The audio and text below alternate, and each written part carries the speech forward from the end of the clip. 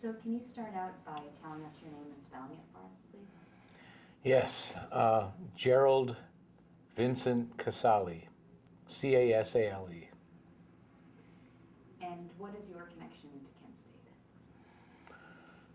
If you're talking specifically about May 4th, 1970, I was a senior there, and I was a member of SDS, and I was in my graduating year with the Honors College, which was a tiny college within a larger college with higher academic standards and a tougher curriculum. And I was in the middle of the action that day, the horror, the chaos. Can you describe to us your memories of the days leading up to the 4th and the 4th?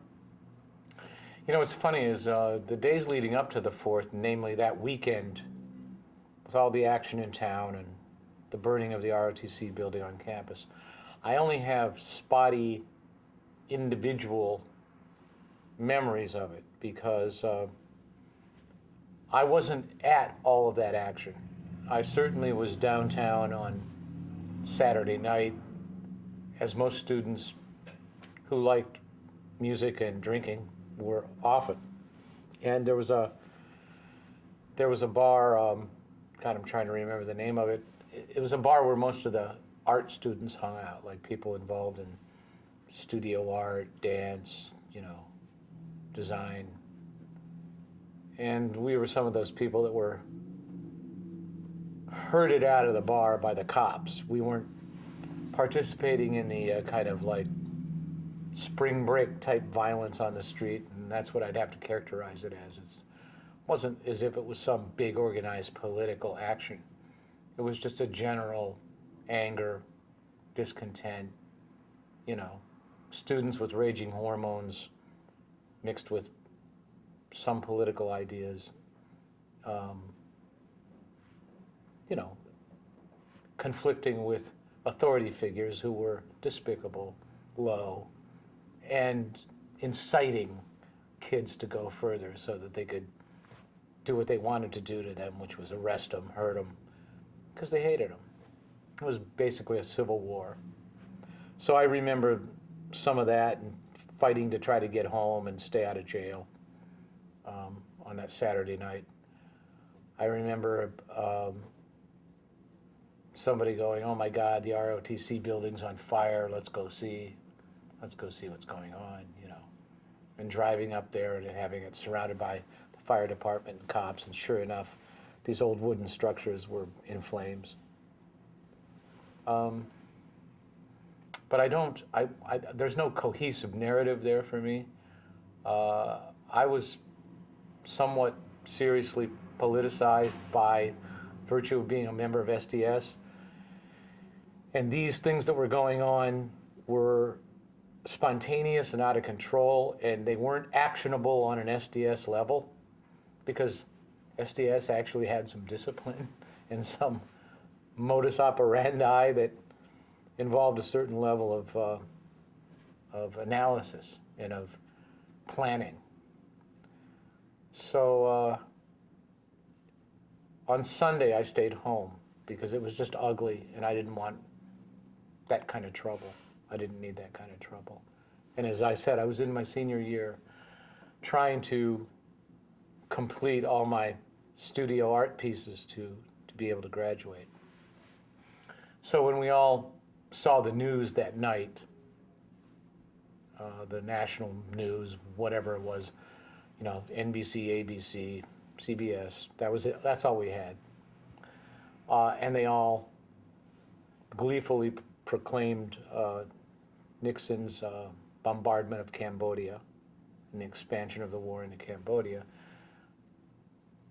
I knew even before making a phone call, and certainly this was phone calls before cell phones, that there would be some serious problem on campus Monday, that we wouldn't be going to classes, that this would not be business as usual, because this was another breach. This was just a further kind of escalation of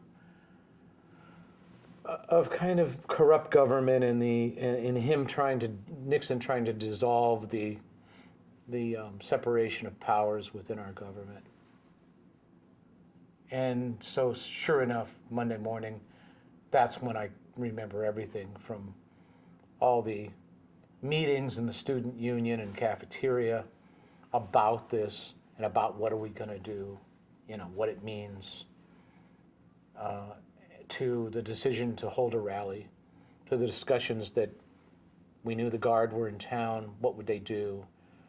We all thought Governor Rhodes had declared martial law because he made the implication he had.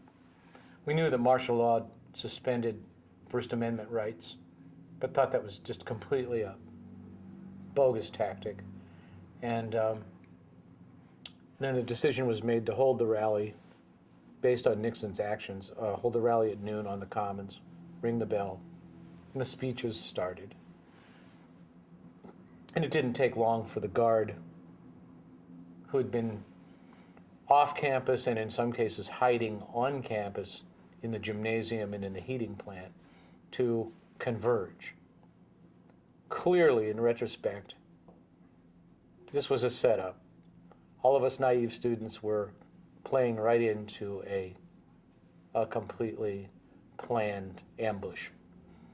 And the Guard basically surrounded us on three sides, limiting our movement so that we couldn't really leave campus by heading towards the front edge of campus to get off quickly. And they ordered us to disperse. And then, of course, as you've heard over and over, everybody's recollections are pretty clear here and pretty consistent, which is that the students were like, pigs off campus, fuck you, this, that, looking to defy these people that they clearly hated as much as those people hated us. And within maybe, 10 minutes of the order to disperse, then the tear gas started.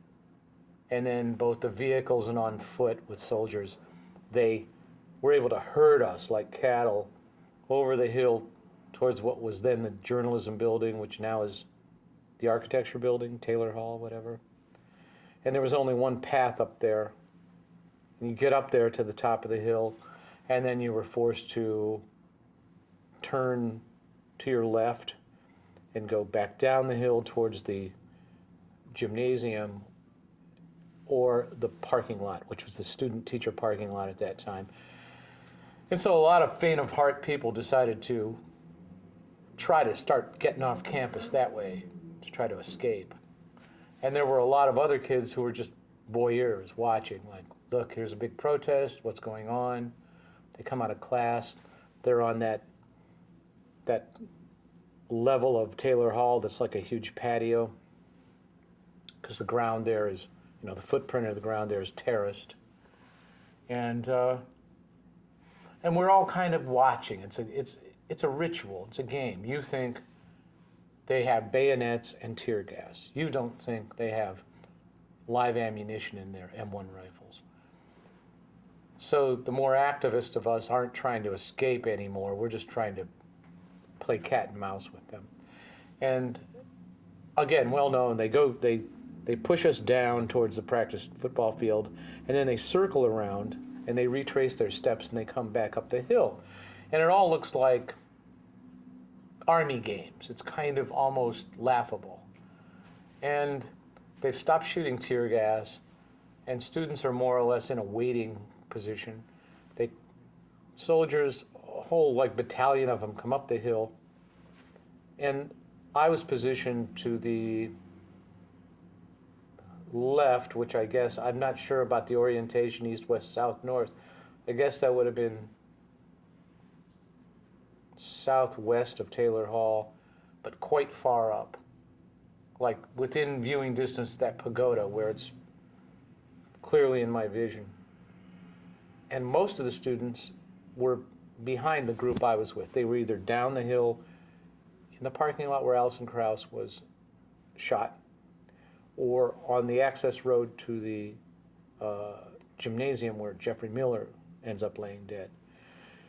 And what I can't understand and don't understand, although it was suggested today why, the guard, this, like 12 of them, or apparently 12, it certainly looked like more to me then, but they stop, and I see one of their guardsmen in a gas mask to the side of them at a right angle, and he's yelling, and I don't know what he's saying. You know, there's chaos, fear. And he makes a gesture. This is what I see. And I see them turn. And my friends and I are wondering, what are they going to do now? Now they're going to come back down the hill and charge us with their bayonets? Because they were lowering their bayonets. And they don't advance. They just stand there. And then the next thing I know, I'm just staring at them as they shoot.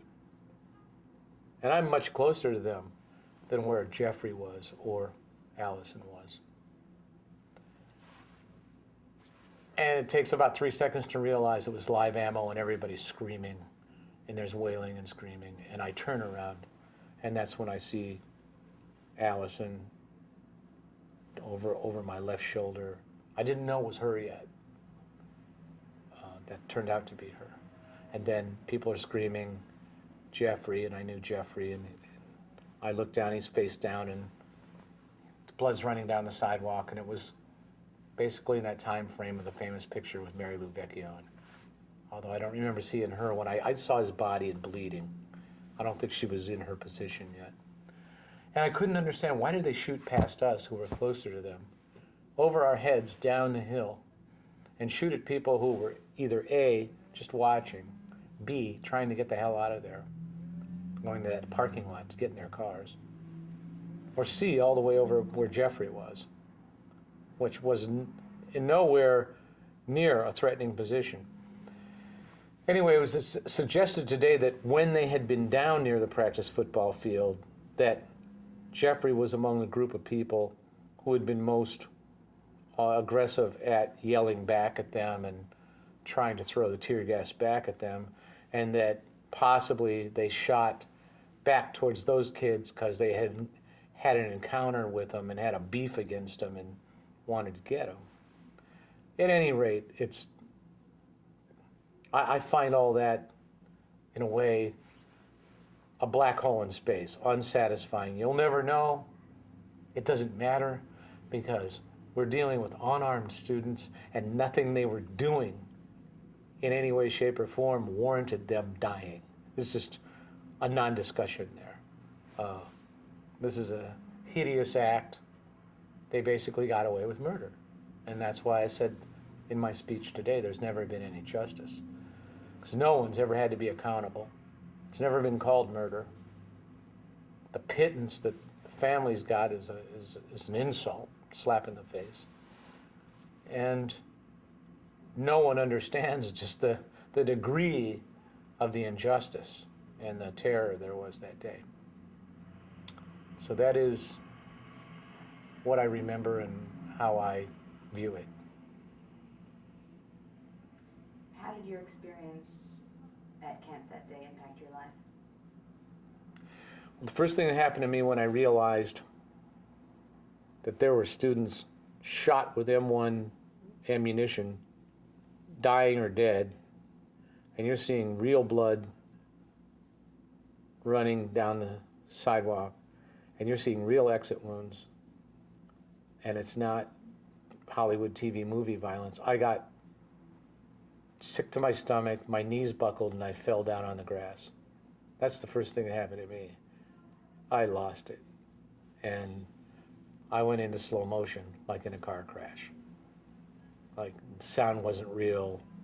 People weren't moving in real time. Everything gets compressed like Raging Bull when Jake LaMotta's getting hit, you know. And I sat there in terror for 2 hours, feeling like I was going to vomit. And myself, along with hundreds of students, then were herded off campus with the help of the teachers who were protest monitors. They had the black armbands on. But the guardsmen had formed basically an exit path that went down to the corner of whatever that is, Water and South Lincoln, where the old gates were, and marched us double file off campus. And that would be the last time I walked onto campus. In 3 months, it became a lockdown crime scene occupied by the National Guard. And I was forced to walk all the way home, 4 miles away, west on Water Street. And by that time, news had broke out, and locals, hideous locals like hillbillies, had been deputized by the sheriff's department and the police department, and they were patrolling in like unmarked, like regular civilian cars, like, you know, Chevy Biscaynes, you know, with black wall tires, and these guys would drive by you and have guns, point them at you out the window. Get off the street, fucking hippie, you know. I mean, you were shitting your pants. It was terror. Get home to the apartment, you know, just feeling safe to be alive. And then the town was, you know, curfew for like a week, and helicopters patrolled every half hour from the east to the west side of Kent, and students weren't allowed out after 7.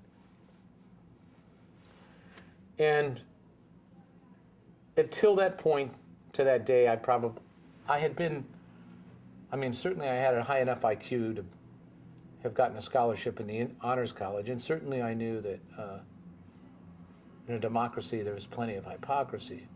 But I suppose I was hippie in a sense that I thought that at the heart of it all there was something solid and basically good, and there were always people who didn't respect rights or democracy trying to erode the freedoms we had, but they were just the bad apples, that there was an inherent goodness, you know.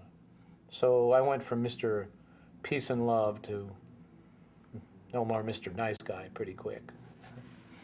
And when Stephen Stills sang that song with Crosby, Stills, Nash and Young about how he almost cut his hair, well, I did. And I chopped it off. I drove to Cleveland and went to one of the black community pimp stores and bought tight stove-leg pants and a black leather 3/4-inch jacket, length jacket. I didn't want anything I was wearing or anything I had anymore. And I got very, very angry. I mean, had I been wired a little differently, had I not been a really creative person, had I not had an outlet to maybe express it through music or art, I probably would have joined the Weather Underground. That's probably what I would have done. I wanted to kill him. It was upside down. I mean, really. And I mean, certainly one viable or seemingly viable alternative was to seek revenge, get them. Because you realize there is no justice. It's all a big lie. Brute power wins. The media controls the story. You can check the records. Akron Beacon Journal, especially the Record Courier, the Kent paper. Headline that night, May 4th, students shoot guardsmen. Locals thought students had hurt or killed guardsmen and were out to go get students. None of the accounts that came out were even close to accurate. They were all complete propaganda, for the powers that be to spin the students as hardcore political activists, commies, outside agitators hired by SDS, brought in from out of state, just the horror and scare, the fear tactics. So I don't think I would have started the band DEVO. I really don't, had it not been for what happened to me that day. And within 2 years, my friends and I had the name DEVO, and we had an idea for a band, and it was conceptual. And it was it was not about nothing. It wasn't about doing drugs and whining about not getting laid or singing a rock song about getting laid. It was serious content, serious issues. Started getting serious about it on a daily basis in 1973, and became my obsession then. And by 1975, we had a working band that could go play live with a body of work. And we were getting laughed at, and we were getting bottles of beer and other things thrown at us, and we were getting hated. But that only made us feel like we were on the right track. Because having had the experience I had of being, I think, on the right side of an issue all the way back, and having that spun as being the bad guy, then it makes it easy to not be some whining little hippie that, oh, they didn't like me, I'm so sensitive, I just want to make art that people like. You know, it's like, no, it's like, look who's hating us, morons. This is good. So it just fueled our resolve. And I see the connection. I see the timeline between 1970 and 75 and ultimately 76 when we go out to Los Angeles and start playing in the clubs, in the punk clubs. And then we played there for a year, and eventually every label started coming to see us until there was a bidding war, and we got signed. So, I mean, it took, you know, a long journey, but it turned around. In what ways has what happened at Kent stayed with you over the years? Oh my God. Everything I brought up in my speech today made me feel like I was having either A, a panic attack, or B, a acid flashback. It really stays with you. That's all I can say. It's got to stay with you the way that you would expect anything to stay with anyone who's been totally traumatized and victimized. You know, whether it's Bosnia, Sudan, you know, the Holocaust, name it. There's so many Holocausts and horror stories to name on this planet. I mean, the history of this planet is the history of humans being inhumane to other groups of humans, slaughter, killers, murderers. That's history. And sometimes, when they're parts of empires and they win, they seem like heroes in the history books, oddly enough, because guess who wrote them? I mean, look what Australia did to the Aborigines. Look what we did to the American Indians. And it just goes on. And look at Sudan, Darfur. It just goes on and on and on. Pol Pot, you know, in Cambodia. You often feel like the character of Marlon Brando's Kurtz in Apocalypse Now, where he meets up with Dennis Hopper in the cave, and he goes, the horror. It's like you feel numbed and shut down. You realize there is no justice. There really isn't. And there's really no outside reason to be good or take the high road.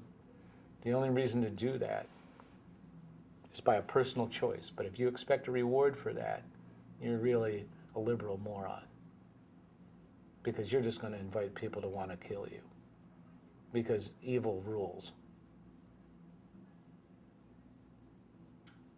What does it mean for you to be back here on the 40th?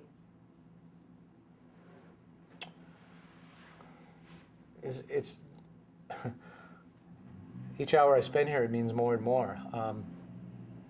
Being able to talk to all the people I haven't seen, some of which I haven't seen in 40 years, some of which I haven't seen in 30 or 20 years, and they're all here together. And the fact that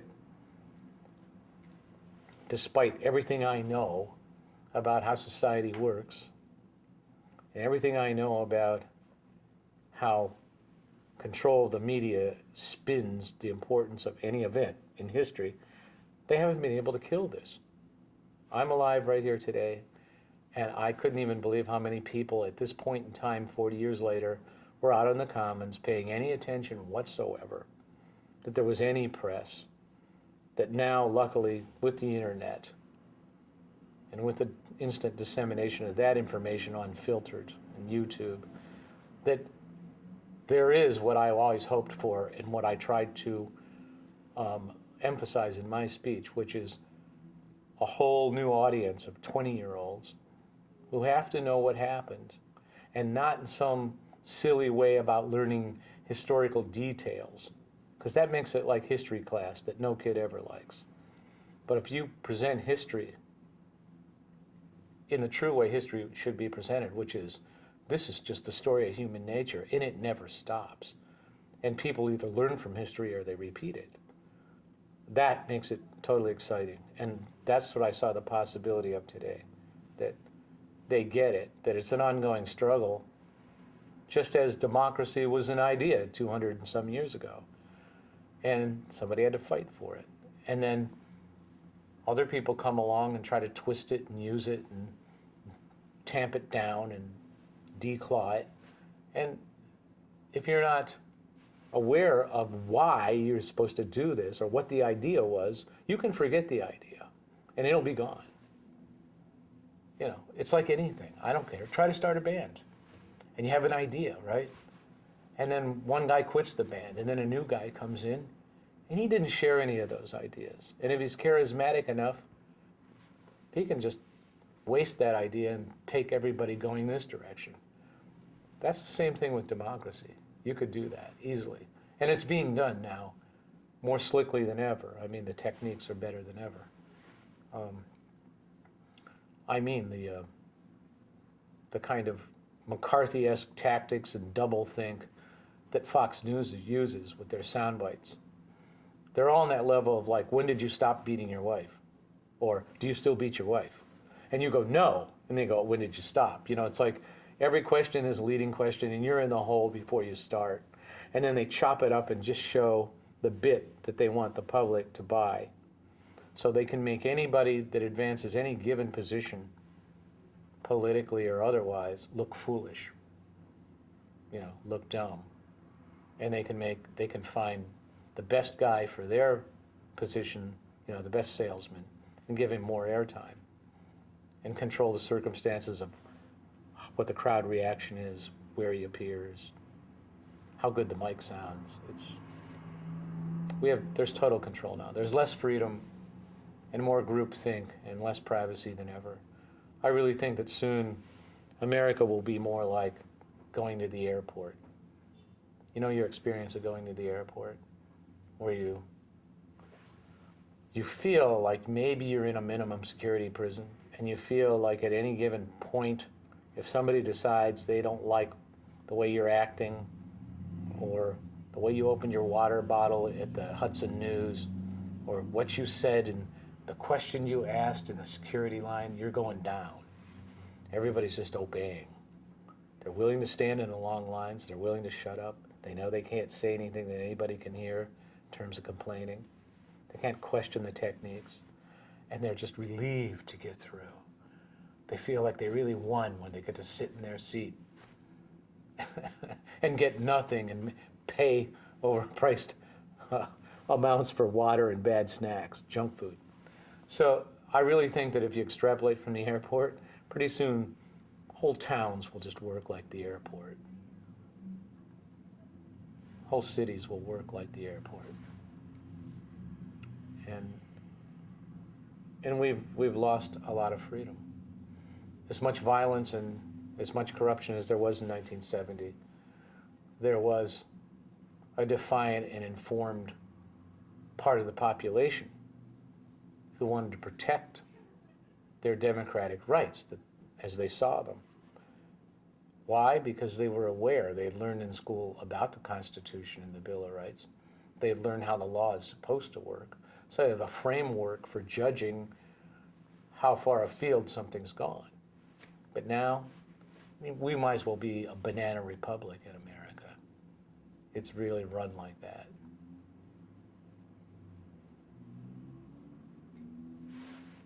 Why do you think it's important that young people learn about what happened at Kent? Because they're the only ones that can do anything about the future. They're the only ones that have the energy and the lack of fear, hopefully, And nothing to lose, by the way. Well, thank you so much for coming in Okay? and sharing this with us.